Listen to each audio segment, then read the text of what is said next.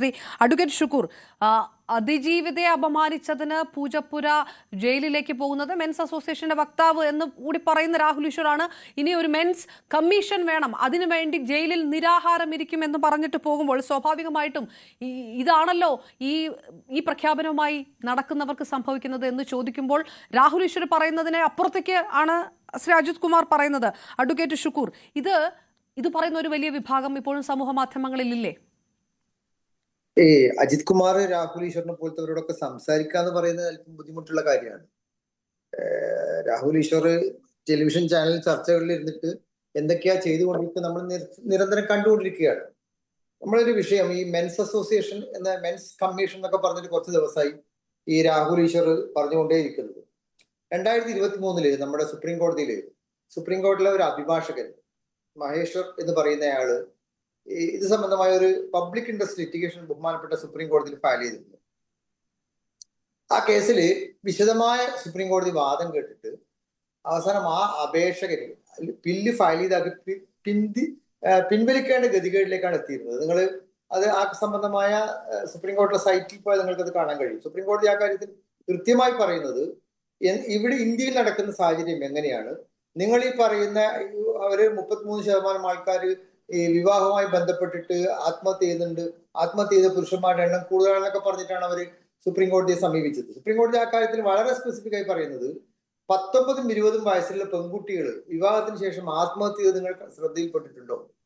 നമ്മൾ ഈ സ്റ്റാറ്റ്യൂട്ടറി അധികാരം ഉപയോഗിച്ച് കമ്മീഷൻ നിയമിക്കുന്നതിന് ചില പ്രത്യേക കാരണങ്ങളുണ്ട്.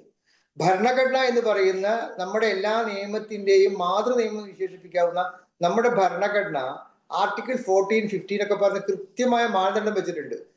ആരെയാണ് സംരക്ഷിക്കേണ്ടത്, എങ്ങനെയാണ് സംരക്ഷിക്കേണ്ടത്. ഓരോ നമ്മുടെ പാർലമെന്റ് പാസ്സാക്കുന്ന നിയമമാണ്. BNSS ആയിക്കോട്ടെ, BNS ആയിക്കോട്ടെ, എവിഡൻസ് ആക്ട് ആയിക്കോട്ടെ, അതൊക്കെ നമ്മുടെ പാർലമെന്റിൽ നമ്മുടെ നാട്ടിൽ നിന്ന് തിരഞ്ഞെടുക്കപ്പെട്ട അംഗങ്ങൾ വോട്ട് ചെയ്ത് അവരുടെ ഭൂരിപക്ഷത്തിൽ നമ്മുടെ ജനപ്രതിനിധി സഭ അംഗീകരിക്കുന്ന നിയമങ്ങളാണ് നമ്മുടെ നാട്ടിലെ പോലീസ് കോടതിയൊക്കെ ഉപയോഗിക്കുന്നത്. നമ്മൾ ആ കാര്യം മറച്ചു വെച്ചുകൊണ്ട് നമുക്കൊരു കാര്യം നിശ്ചയിക്കാൻ കഴിയില്ല. അപ്പൊ പാർലമെന്റിൽ കൃത്യമായി ഈ കാര്യത്തെ കുറിച്ച് ധാരണയുണ്ട്. പാർലമെന്റ് എടുക്കുന്ന നിയമമാണ് നമ്മൾ ഇപ്പം അതിജീവിതയുടെ ഐഡന്റിറ്റി ഒരു നിലക്കും അവരുടെ സൂചന പോലും വെളിവാക്കാൻ പാടില്ല എന്ന് പാർലമെന്റ് എടുക്കുന്ന ഒരു തീരുമാനമാണ്. ആ പാർലമെന്റ് എന്ന് പറയുന്നത് നമ്മുടെ ഓരോ പ്രദേശത്തെയും ജനപ്രതിനിധികൾ തെരഞ്ഞെടുത്ത് അവരെല്ലാം വോട്ട് ചെയ്തിട്ടുണ്ടാക്കുന്ന ഒരു സംഗതിയാണ്. അപ്പൊ നമുക്ക് വേണ്ടി ഉണ്ടാക്കുന്ന ഒരു നിയമമാണ് നമ്മുടെ നാട്ടിലെ നിയമം. ആ നിയമം എന്തുകൊണ്ട് നമ്മൾ അംഗീകരിക്കണം? നിയമവാഴ്ചയെ ആഗ്രഹിക്കുന്ന മുഴുവനും അംഗീകരിക്കണം. ഈ മെൻസ് അസോസിയേഷൻ കുറച്ച് നാൾ മുമ്പ് ബസ്സിൽ നഗ്നതാ പ്രദർശനം നടത്തിയ ഒരു ചെങ്ങായിനെ ബഹുമാനപ്പെട്ട നമ്മുടെ നെടുമ്പാശ്ശേരിയിലെ ജുഡീഷ്യൽ മജിസ്ട്രേറ്റ് കോടതി 354 IPC പ്രകാരം ജയിലിലാക്കുകയുണ്ടായി, റിമാൻഡ് ചെയ്യുകയുണ്ടായി. എനിക്ക് തോന്നുന്നു അയാളുടെ പേര് സവാദി എന്നാണ് തോന്നുന്നത്. ഒരു സ്ത്രീയോട് അപമാനിയായി പെരുമാറുകയും അവർ വീഡിയോ എടുക്കുകയും വീഡിയോ അടക്കം അവർ പോലീസ് സ്റ്റേഷനിൽ പരാതി കൊടുത്തു. KSRTC കണ്ടക്ടറുടെ ശക്തമായ ഇടപെടൽ കൊണ്ട് അയാളെ കയ്യോടെ പിടിക്കുകയും റിമാൻഡ് ചെയ്യുകയും ചെയ്തത്. അതിനുശേഷം ഇവരെന്താ ചെയ്ത്, ഈ മെൻസ് അസോസിയേഷൻ മുഴുവൻ ആൾക്കാരും പോയിട്ട് ജയിലിൽ നിന്ന് സ്ത്രീ പീഡനത്തിന് കയ്യോടെ പിടിച്ച ഒരാൾക്ക് മാലയിട്ട് സ്വീകരിച്ചു. കുറച്ച് നാൾ കഴിയുമ്പോൾ എനിക്ക് തോന്നുന്നു 2-3 മാസത്തിനിടയിൽ വീണ്ടും അതേ കുറ്റകൃത്യം ചെയ്ത അയാൾ ജയിലിലാകുന്ന സാഹചര്യം ഉണ്ടായി. എന്താ ഇതിന്റെ അർത്ഥം? ഈ ക്രിമിനലുകള് ഇപ്പൊ അയാൾ കുറെ പേര് പറഞ്ഞു, ദിലീപിന്റെ പേര്, അതുപോലെ പലയാളുടെയും പേര് പറഞ്ഞു. ഈ പേരുകളൊക്കെ നമ്മൾ മനസ്സിലാക്കേണ്ടത്, അവരൊക്കെ ഈ പറയുന്ന ആൾക്കാർ മുഴുവൻ റേപ്പിസ്റ്റുകളെയാണ് സംരക്ഷിക്കുന്നത്, റേപ്പിന് കൊട്ടേഷൻ കൊടുക്കുന്നവരാണ്. ഇവരുടെ വീടുകളിൽ സ്ത്രീകളില്ലേ?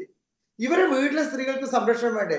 നമ്മുടെ നാട്ടിലെ നിയമനിർമ്മാണ സഭ നമ്മുടെ നാട്ടിലെ സഹോദരിമാർക്ക് ഭരണഘടനയുടെ ആർട്ടിക്കിൾ 21 പ്രകാരം അന്തസ്സോടെ ജീവിക്കാനുള്ള അവകാശത്തിന് വേണ്ടിയാണ് നമ്മൾ ഈ നിയമനിർമ്മാണങ്ങൾ ഉണ്ടാക്കുന്നത്. എന്താ ആർട്ടിക്കിൾ 21?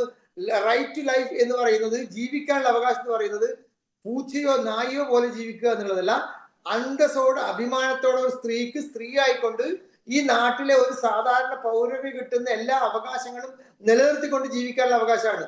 ഇദ്ദേഹം പറയുന്ന കാര്യങ്ങൾക്ക് നമ്മൾ എന്ത് മറുപടി പറയാനാ? അത്തരം ചോദ്യങ്ങൾ നിങ്ങളെ ബഹുമാനപ്പെട്ട മീഡിയ പേഴ്സൺസിനോട് പറയാനുള്ളത്, ഇത്തരം ആൾക്കാർ നിങ്ങൾ പ്രോത്സാഹിപ്പിക്കരുത്. ഇത് ഈ ക്രൈം ചെയ്യുന്നവരെ പ്രോത്സാഹിപ്പിക്കുന്നതിന് തുല്യമാണ്. അല്ല നിങ്ങൾ അഡ്വക്കേറ്റ് ഷുക്കൂർ, അല്ല അത് അംഗീകരിക്കുന്നു. അംഗീകരിക്കുന്നു. രാഹുൽ ഈശ്വറിന്റെ അറസ്റ്റ് ഉണ്ടാവുകയും അത് ചർച്ചയാകുകയും സ്വാഭാവികമായിട്ടും മാധ്യമങ്ങളിൽ അത്തരം വിഷയങ്ങൾ ചർച്ച ചെയ്യുകയും ചെയ്യുമ്പോൾ യഥാർത്ഥത്തിലുള്ള പ്രതി ഒരു MLA ആണ്. ആ MLA ഇതുവരെ അറസ്റ്റ് ചെയ്യാൻ പറ്റിയിട്ടില്ല. ഒളിവിലിരുന്നു കൊണ്ട് തെളിവ് കൊടുക്കുകയാണ്. ഒളിവിലിരുന്നു കൊണ്ട് തെളിവ് കൊടുക്കാൻ സാഹചര്യം ഒരുക്കി കൊടുക്കുന്ന ഒരു ഭരണപക്ഷവും സർക്കാരും പോലീസുമുണ്ട്. ആ വിഷയം അല്ലെങ്കിൽ ആ വിഷയം മുങ്ങിപ്പോകുന്നുണ്ട് ഈ വിഷയത്തിനകത്ത്. അത് മാധ്യമങ്ങൾക്ക് അറിയാഞ്ഞിട്ടൊന്നുമല്ല. തീർച്ചയായും പോലീസ് അവരുടെ ഉത്തരവാദിത്വം നിർവഹിക്കുമെന്ന് തന്നെയാണ് വിചാരിക്കുന്നത്. ഇന്നലെ രാത്രി രാഹുൽ ഈശ്വറിനെ പിടിക്കാൻ പോലീസ് കാണിച്ച ജാഗ്രത, സാധാരണഗതിയിൽ ഈ ഇരയാക്കപ്പെടുന്നവരുടെ പേര് ഐഡന്റിറ്റി വെളിപ്പെടുത്തിയാൽ 2 വർഷം തടവ് കിട്ടുന്ന ഒരു കുറ്റകൃത്യമാണ്. പക്ഷെ പോലീസ് അതിന് കാണിച്ച ജാഗ്രത എന്താ? അയാൾ ഉപയോഗിക്കുന്ന വീഡിയോയിൽ സ്ത്രീത്വത്തെ അപമാനിക്കുന്നത് പഴയ 354 പ്രകാരമുള്ള കുറ്റകൃത്യം വരുന്നത് കൊണ്ട് അത് കൂടി ആഡ് ചെയ്തു. അപ്പൊ ഇവരുടെയൊക്കെ വിചാരം ലളിതമായ രീതിയിൽ 2 വർഷത്തിന് താഴെ കുറ്റകൃത്യം വരുന്ന ശിക്ഷയല്ലേ നമുക്ക് ഇറങ്ങി പോകാന്നുള്ളതാണ്. പോലീസ് വളരെ ജാഗ്രതയോടെ Arnesh Kumar versus state of Bihar എന്ന കേസാണ് അയാൾ നിരന്തരം പറഞ്ഞുകൊണ്ടിരിക്കുന്നത്. ആ വിധിന്യായത്തിൽ സുപ്രീം കോടതി വ്യക്തമായി പറഞ്ഞു 7 വർഷത്തിന് താഴെ ശിക്ഷിക്കപ്പെടാവുന്ന കുറ്റകൃത്യങ്ങൾ പ്രതിനെ അറസ്റ്റ് ചെയ്യേണ്ടതില്ല. എന്നാൽ അന്വേഷണ ഉദ്യോഗസ്ഥന് അത്തരം കുറ്റവാളി വീണ്ടും കുറ്റകൃത്യം ആവർത്തിക്കുമെന്ന് ബോധ്യപ്പെട്ടാൽ, തെളിവുകൾ നശിപ്പിക്കുമെന്ന് ബോധ്യപ്പെട്ടാൽ, കൃത്യമായ കാര്യങ്ങൾ ഉണ്ടെങ്കിൽ ആ കാര്യം ബോധ്യപ്പെടുത്തി അറസ്റ്റ് ചെയ്ത് റിമാൻഡ് റിപ്പോർട്ടോടുകൂടി ഹാജരാക്കണമെന്ന് ബഹുമാനപ്പെട്ട സുപ്രീം കോടതി Arnesh Kumar versus state of Bihar കേസിൽ വളരെ സ്പെസിഫിക് ആയി പറയുന്നുണ്ട്. ഈ രാഹുൽ ഈശ്വറിന്റെയും ഇതുപോലെ ഇപ്പം സംസാരിക്കുന്ന ആരുടെയൊക്കെ പ്രശ്നം എന്താ? നിയമത്തിന്റെ ഒരു ഭാഗം മാത്രമേ അവർ കാണുന്നുള്ളൂ. ബഹുമാനപ്പെട്ട സുപ്രീം കോടതി ഇന്ത്യയിലെ നിലവിലുള്ള ഹൈലി പാട്രിയാർക്കിയായ ഒരു സൊസൈറ്റി, പുരുഷ മേധാവിത്വം കൊടികുത്തി വാഴുന്ന നാടാണ് നമ്മുടേത്. ഈ രാഹുൽ ഈശ്വറിന്റെ അടുത്തേക്ക് രാഹുൽ മാങ്കൂട്ടത്തിൽ എന്ന് പറയുന്ന MLA മുന്നിലേക്ക് എന്തിനാണ് ആ സ്ത്രീ വന്നത്?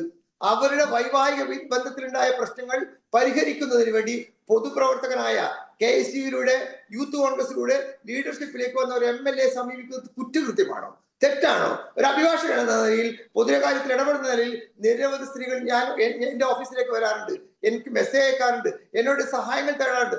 അവരെയൊക്കെ ലൈംഗികമായി ദുരുപയോഗം ചെയ്യുന്ന ആള് ഞാനായാൽ എന്തായിരിക്കും അവസ്ഥ? ഒരു ബഹുമാനപ്പെട്ട MLA കേരള നിയമസഭയിലേക്ക് തെരഞ്ഞെടുക്കപ്പെട്ട ഒരാള്, അയാളുടെത്തേക്ക് പരാതിയുമായി വരുന്ന ഒരു സ്ത്രീയെ അയാൾ അബ്യൂസ് ചെയ്യുകയാണ് ചെയ്തത്. അയാൾ ഗൗരവമായ കുറ്റകൃത്യമാണ് ചെയ്തത്. ആ കുറ്റകൃത്യം എന്ന് പറയുന്നത് നിസ്സാരമായി കാണേണ്ടതില്ല. കേരള പോലീസ് അയാളെ ഏറ്റവും അടുത്ത ദിവസങ്ങളിൽ പിടിക്കുമെന്ന് തന്നെയാണ് ഞാൻ പ്രതീക്ഷിക്കുന്നത്. അല്ല അഡ്വക്കേറ്റ് ഷുക്കൂർ, അല്ല ഇതിലെ വിഷയം ആ നേരം കൊണ്ട് രാഹുൽ ഈശ്വറിലേക്ക് മുഴുവൻ ശ്രദ്ധയും പോയ സമയത്ത് കൂടുതൽ തെളിവുകൾ ശേഖരിക്കാൻ, തെളിവുകൾ മായ്ക്കാൻ ഒക്കെ സാവകാശം കിട്ടുകയാണ് രാഹുൽ മാങ്കൂട്ടത്തിൽ എന്ന പ്രതിക്ക്. ഈ ജാഗ്രത, രാഹുൽ ഈശ്വറിനെ പിടിക്കാനുള്ള ജാഗ്രത രാഹുൽ മാങ്കൂട്ടത്തിനെ തപ്പിയെടുക്കാനും കേരള പോലീസ് കാണിക്കണ്ടേ? തീർച്ചയായും. നിങ്ങൾ തെറ്റിദ്ധരിക്കേണ്ട. അയാൾ ഇപ്പോൾ ഹാജരാക്കുന്ന തെളിവുകളെല്ലാം അയാൾക്ക് വിനിയായി വരുമെന്ന കാര്യത്തിൽ യാതൊരു തർക്കമില്ല. അയാള് മുൻകൂർ ജാമ്യത്തോടൊപ്പം നൽകിയ അഫിഡവിറ്റ് വായിച്ചാൽ ആ അഫിഡവിറ്റിൽ തന്നെ വളരെ വ്യക്തമായി അയാളെ ക്രൈമിൽ എങ്ങനെ പങ്കാളിയായിട്ടുണ്ട്, എന്തുകൊണ്ട് അയാൾക്ക് മുൻകൂർ ജാമ്യം നൽകേണ്ടതില്ല എന്ന് 438 നമ്മുടെ BNS-ലെ 482 വകുപ്പ് എന്താണ് പറയുന്നത്, അതിന്റെ ക്ലോസുകൾ എന്താണ് പറയുന്നത്, ഒരു ക്രിമിനൽ കോടതിയിൽ പോകുന്ന മിനിമം 1 വർഷം പ്രാക്ടീസിലെ ലോയർക്ക് പോലും മനസ്സിലാവും. അത്തരം ഒരു അഫിഡവിറ്റ് കൊടുത്താൽ സാധാരണഗതിയിൽ ഒരു നിലക്കും അയാൾക്ക് ജാമ്യം കിട്ടാൻ സാധ്യതയില്ല. അയാൾക്ക് ജാമ്യം കിട്ടാത്ത മുൻകൂർ ജാമ്യം കോടതിയിലേക്ക് കോടതിയുടെ അയാൾ എന്ത് തെളിവുകൾ കൊടുത്താലും അത് അയാൾക്ക് തന്നെ വിനിയാകും തെളിവാണ്. അയാൾ തന്നെ പറയുന്നത് ആ സ്ത്രീയും അയാളും തമ്മിലുള്ള ചാറ്റുകളടക്കം അവർ സൂക്ഷിച്ചിരുന്നു. എന്തിനാ സൂക്ഷിച്ചത്? ഇയാൾ ബ്ലാക്ക്മെയിൽ ചെയ്യാണെന്ന്. അതേ ആളാണ് ഇന്ന് ആ സ്ത്രീയും അയാളും തമ്മിലുള്ള മുഴുവൻ ചാറ്റുകൾ വീണ്ടും കോടതിയെ സമർപ്പിച്ചു എന്ന് അയാളുടെ ആൾ തന്നെ വാർത്തകൾ ലീക്കാക്കുന്നത്. നമ്മൾ മനസ്സിലാക്കേണ്ടത് സീല് വെച്ച കവറിൽ കോടതിയിൽ എന്താണ് അയാൾ കൊടുത്തതെന്ന് ആരാണ് പുറത്തു പറയുന്നത്? ഒന്നുകിൽ അയാളുടെ അഭിഭാഷകൻ, അല്ലെങ്കിൽ അയാളുടെ PR ടീം. അയാളുടെ PR ടീമിൽ പ്രധാനപ്പെട്ട ആളാണ് രാഹുൽ ഈശ്വർ.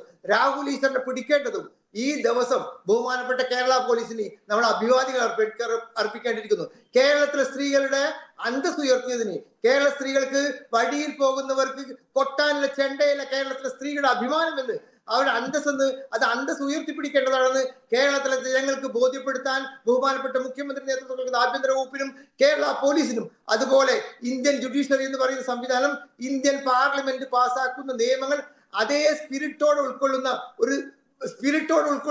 ഒരു ജുഡീഷ്യൽ സംവിധാനം ഇന്ത്യയിലുണ്ട് എന്ന് ബോധ്യപ്പെടുന്ന ദിവസമാണിത്. ശരി, ഞാൻ തിരികെ എത്താം. അഡ്വക്കേറ്റ് ഷുക്കൂർ, ഞാൻ തിരികെ എത്താം. കോൺഗ്രസ് സഹയാത്രികൻ ശ്രീ റജീബി, ഞാൻ